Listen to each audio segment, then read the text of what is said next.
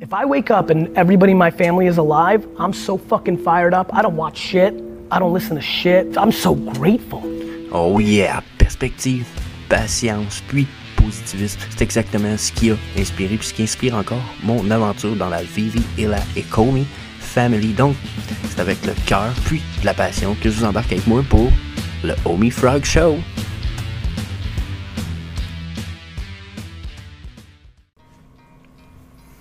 Hey, salut la gang, j'espère que vous allez bien, c'est Jess the Homiluvium Frog pour notre Homie Frog Show, épisode 20 la gang, donc fuck yeah, épisode 20 déjà, encore une fois, gros merci à ceux qui sont là depuis l'épisode genre 1 du Vivi Frog Show, puis qui ont juste transféré avec moi pour le Homie Frog Show, quand on a split ça, so yeah, déjà, first of all, puis ensuite, ben là, aujourd'hui, on retourne voir le Bitcoin, qu'est-ce qui se passe, ben, il se passe ce que j'ai dit hier, on va remonter vers 23 000, on risque de rechuter après, puis le Bitcoin risque de tomber vers les 16, 18, 16, 14, 12 000. On va aller voir tout ça, j'ai comme pas grand chose à rajouter par rapport aux chartes d'aujourd'hui ou hier, on fait juste des mini-vagues. So, il y a une chose que je vais faire aujourd'hui, c'est que je vais installer les EMA, mais que je risque de les expliquer un petit peu plus. J'ai certaines personnes que j'aide à intégrer le monde de la crypto, puisque c'est le temps, c'est le bear market. So, bien entendu, je suis éducateur quand même, mais je gagne ma vie aussi avec le monde de la crypto. Puis j'aide les gens à s'intégrer, à éviter de faire des erreurs, et éviter d'essayer de comprendre MetaMask, comment comprendre Trust Wallet, comment comprendre Binance, comment comprendre des indicateurs de base. Donc, aujourd'hui, dans notre show, vous allez avoir une petite session de 2-3 minutes, probablement 5, où ce qu'on va parler des Exponential Moving Average, les EMA, ou les moyennes mobiles exponentielles. Personnellement, j'ai toujours haï ce nom-là, j'appelais ça des...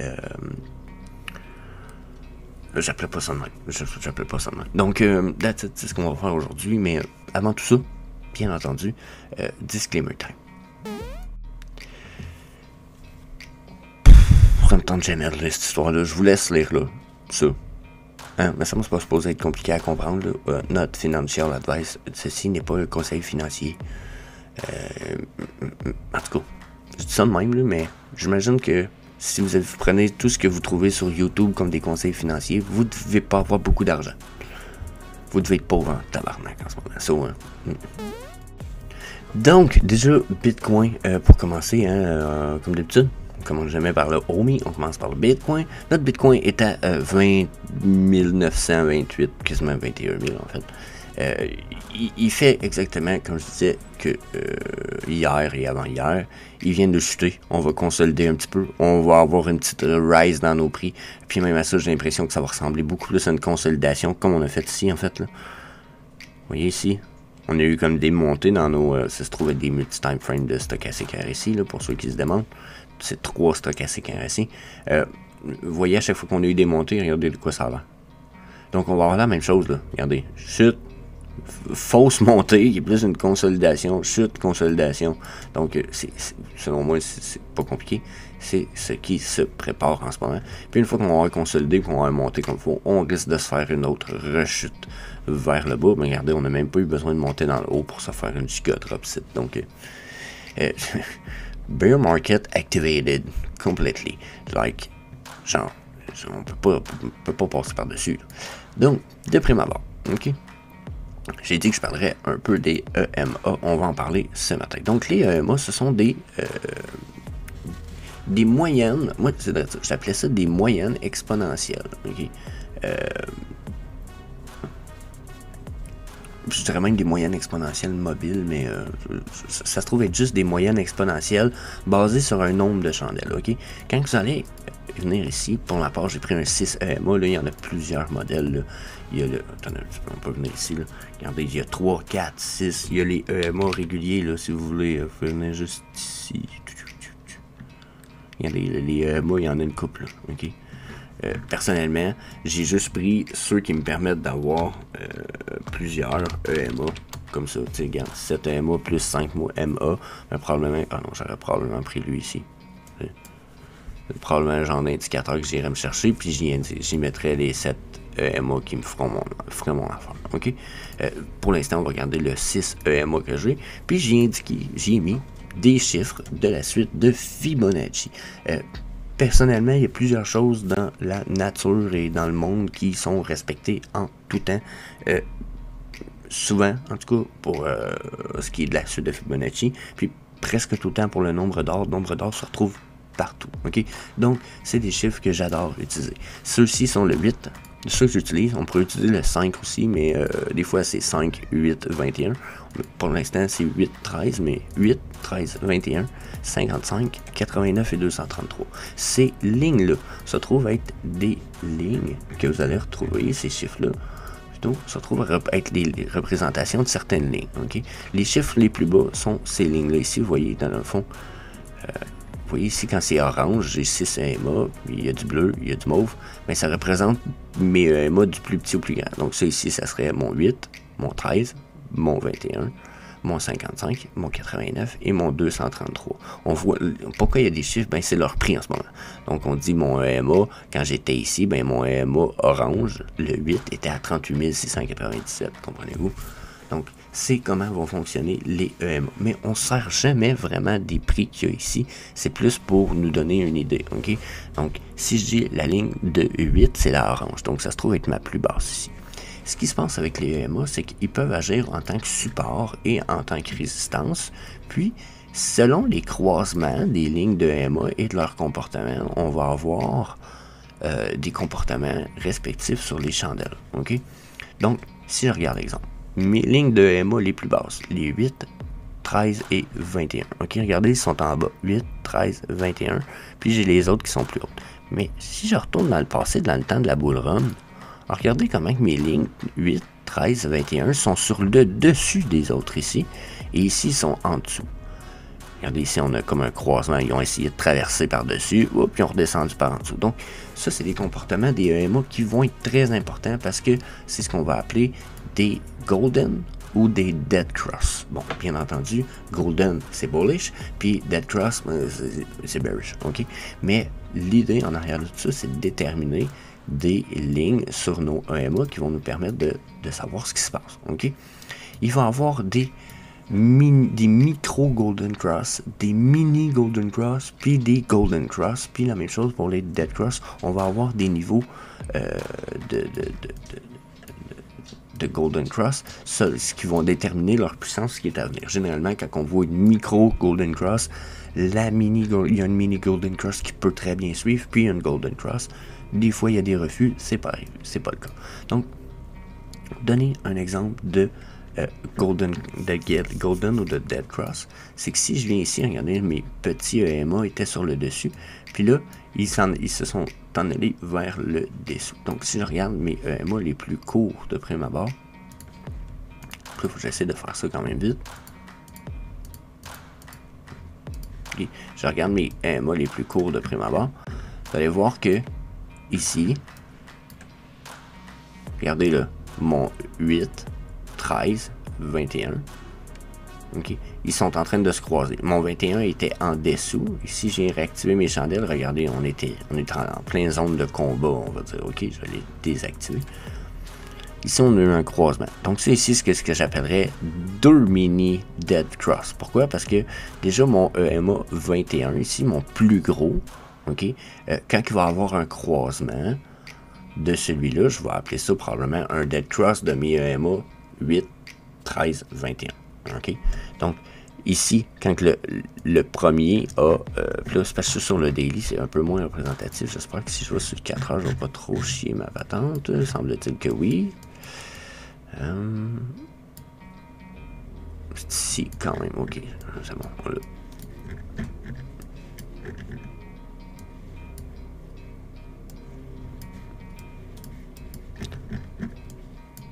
Donc, ils ont tous croisé en même temps. Mais si, exemple, j'aurais juste eu la orange et la bleue, j'aurais appelé ça un micro golden cross. Dans la mesure où il n'y a pas tant qu'ils ne croisent pas la mauve tout de suite, on n'est pas encore dans un golden cross. Mais là, c'est un dead cross ici, en fait. Parce que là, on est en descente. Donc, on n'est plus en golden, on serait en dead. Mais ici, regardez, la orange qui perce, mini golden cross, puis Golden Cross de mes lignes puis je peux même faire la même corrélation ici avec la EMA 13 et la 21. Donc, un Golden Cross ici, puis un Golden Cross ici. Là, tout ça arrive, refusé, on fait un Dead Cross toutes les fois en même temps, puis ensuite, nos EMA, ils commencent à faner. Qu'est-ce que ça veut dire faner? C'est que les 3 EMA sont collés sur la descente comme ça, mais là, ils font plus que le temps avance. Donc, plus que des EMA vont faner comme ça, plus qu'on va se retrouver généralement soit dans une confirmation de bullish ou de bearish trend. Comme ça, ici, ça a l'air d'être une confirmation de la bearish trend.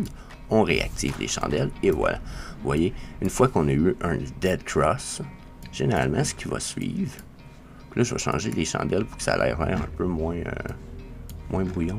Excusez-moi un petit peu, mais on va aller en daily aussi. Ça peut peut-être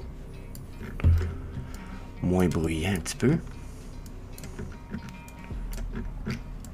Regardez, ça se trouve être ici, ok? Une fois qu'on a traversé, vous voyez ici, là, je fan out comme ça. Mes lignes ont fait ça ici. Une fois qu'ils ont fait ça, mes chandelles restaient très par en dessous. Puis là, ben, si j'allais réactiver les plus gros EMA,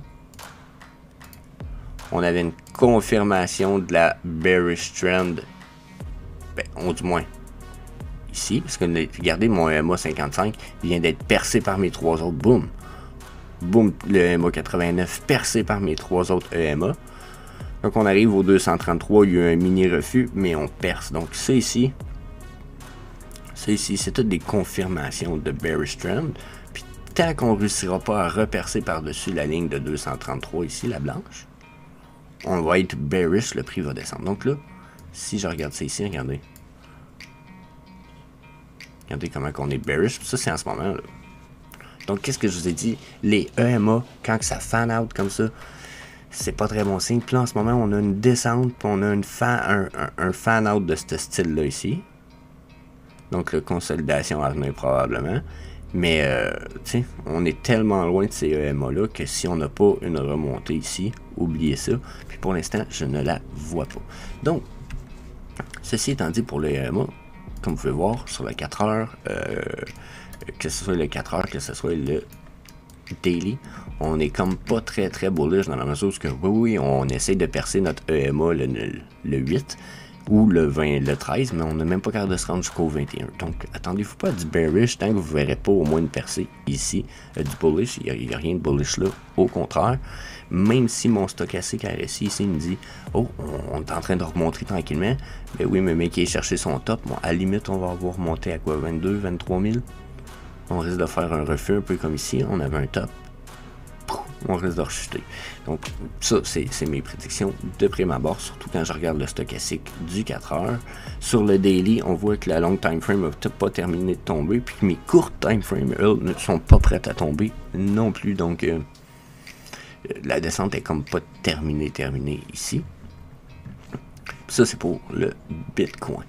Donc, si je laisse ça comme ça pour le Bitcoin, parce que 10 minutes ont déjà passé quand même, je vais rajouter une chose. Je vais rajouter notre MACD qu'on utilise tout le temps, pour ceux qui sont habitués de le voir. Regardez en plus notre MACD. Il est sous sa médiane de 0, ce qui est bearish. Il nous démontre des chandelles rouges quand même importantes. Ici, on a quand même on a moins de volume un peu, mais ça nous a montré du volume. Fait que d'après moi, on va peut-être avoir un croisement ici, retourner un peu en bullish, mais on risque de redescendre assez vite, si vous voulez mon avis. Ça me paraît pas très bon signe, au contraire, les lignes sont très écartées, hein, malgré le fait qu'on retourne bullish un petit peu. Ça pourrait juste créer un rebond entre ma ligne de MACD et sa médiane bleue. Donc that's it, Bitcoin, je peux pas être plus précis. OMI time. Donc pour le OMI, pour ceux qui sont habitués, hein, regardez, même chose que le Bitcoin. Même chose, sauf peut-être ici un peu plus de signes avant-coureurs d'un rebond. Ok, puis ça c'est peut-être même dû aux news qu'on a eu, puis parce que ce plafond, ce support là qu'on a touché, il a l'air quand même cool. Il a l'air de nous support pas pire.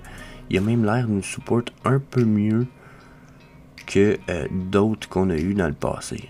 Ok, regardez ici, on n'avait pas de super support. Là, on a un qui semble quand même pas pire. Mais je sais pas si c'est assez bullish pour dire qu'on a touché un bottom. J'ai l'impression qu'on a vraiment pas touché un bottom. On serait en ligne pour un bottom à venir. Après une petite rise en plus. Donc, si je regarde le 4 heures, le 4 heures me dit la chute pas fini, mais possible quand même. Possible downtrend. On est, regardez ma time frame en bleu ici, là. J'ai l'impression qu'il manque de puissance sur la montée. Donc, je sais pas si vous comprenez, j'ai pas de bullish wave, rien. Donc, pour moi, le Omi, il s'en retourne sur un crash. S'il réussit pas, là, il a l'air d'avoir une support ici, par exemple.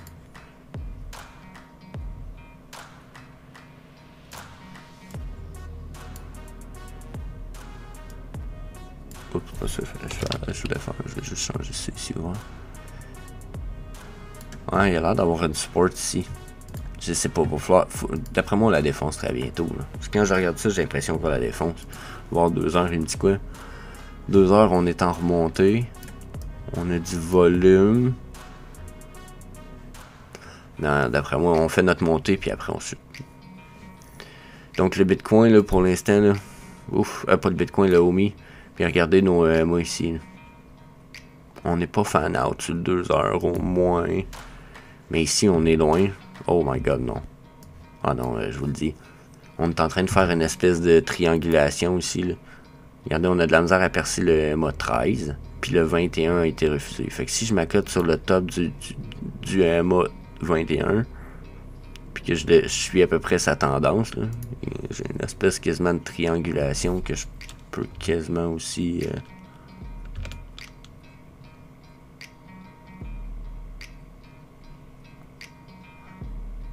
regardez comment je pogne avec celle-là ici. Là. Regardez comment je suis top de chandelle, top de corps. Quasiment top de corps, mèche. Non, d'après moi, on a un autre espèce de reversed pennant, comme j'avais vu dans le passé, pour ceux qui savent un peu ce que c'est. C'est une espèce de bull flag reversed. Puis généralement, ce que ça nous amène comme comportement après, c'est RE. Mais avant ce petit RE-là, il y a souvent une RE ici. Fait que préparez-vous probablement une rise dans notre prix du Omi, mais une rechute. Puis je pense pas qu'on va monter bien plus haut que justement ce top-là ici. 0.13, 0.12.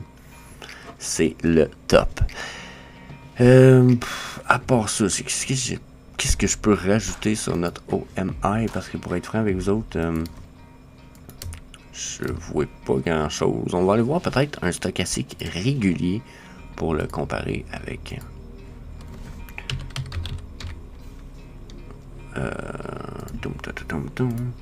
donc pour ceux qui voulaient voir un stochastique RSI en v'là un régulier, dans notre cas, il y a une médiane sur ce stochastique-là, ce qu'il n'y a pas ici. Okay?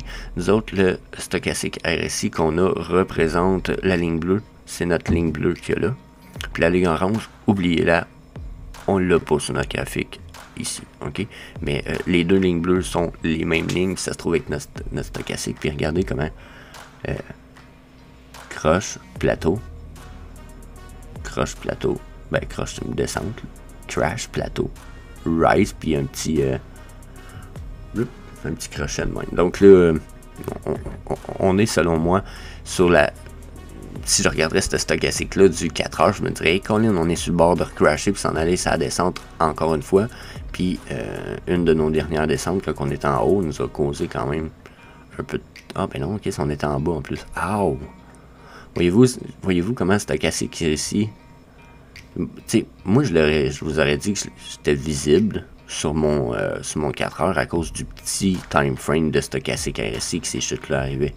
Mais si je me fiais à lui ici, c'était pas visible. Donc, c'est la différence un peu avec ceux qui voudraient voir la différence avec mon motherfucker de stochastique RSI, puis le régulier. Ok? Ensuite, si j'ai des moi je vais aller enlever, puis je vais aller mettre des... On va mettre de quoi qu'on met pas souvent.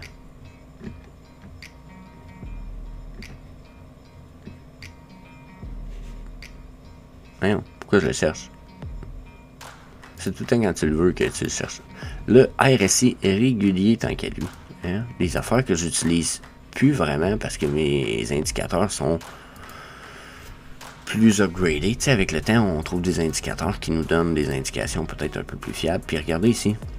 Je suis en train de rebondir sur ma médiane un peu pour un retour uptrend. Donc, ce que j'avais parlé, d'après moi, c'est ce qu'on va vivre ici tranquillement.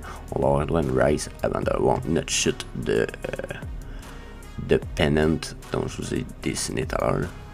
Donc, là, ça a l'air d'un banc de char plus que d'autres choses. Ça ou une banane en pyjama assise sur sa chaise. Mais comprenez au bout de la ligne, uptrend avant retour downtrend. J'ai aucune indication qui me dit l'inverse. Au contraire, la gang. Donc, ça fait le tour de notre épisode 20 du VV Frog Show. J'espère que ça a été éducatif au moins un minimum, puis que ça vous a donné peut-être les sentiments de ce qui va se passer pour la suite du Bitcoin et du OMI. Dites-vous que, bien entendu, ce sont que mes feelings, mes sentiments, mes chartes, notre financial advice, mais je l'ai dit au début de vidéo, je suis allé fouiller un peu dernièrement. J'ai le même avis que au moins 3 à 4 bons traders, puis un de ceux-là c'est God's Entry, je pense que tout le monde connaît un peu. So, yeah, je pense que c'est fiable. So, that's it. Peace.